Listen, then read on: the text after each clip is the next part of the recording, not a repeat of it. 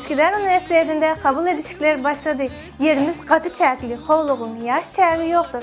Üsküdar Uniwersitetinde ýyllyk tölegleri $4200 başlap, noýabr aýynyň 30-na çenini dol töleg edenleri %10 arzanadyş ödüllenýär. Şeýle hem bir maşgalada 2 dogan okaýan bolsa, hepsine aýry-aýry %10 arzanadyş hem bar. Bu uniwersitet türkmen talypları üçin ýürüte $1500 depozit edip, şol depozit tölegiňiz bilen 2 ýyl okap bilersiňiz. Eger de siz okuw tölegiňizi dol tölen ýagdaýyňyzda depozit tölegiňizi izin alyp bilersiňiz. Bundan başga da Diş Lukmançylygy ýaly bölümlerde depozit tölegi $5000 başlaýar. Eger de siz podkursa galan ýagdaýyňyzda türk dili taýýarlyk $1500, ilgis dil taýýarlyk $4400, hil taýdan ýokary derejede bilim alyp, uly abraýly diplom almak isleýän bolsaňyz, ilm we bilim sahypy Azim danışmanlyga ýüz tutup bilersiňiz. Azim danışmanlyk hemşe siziň ýanyňyzda bolar.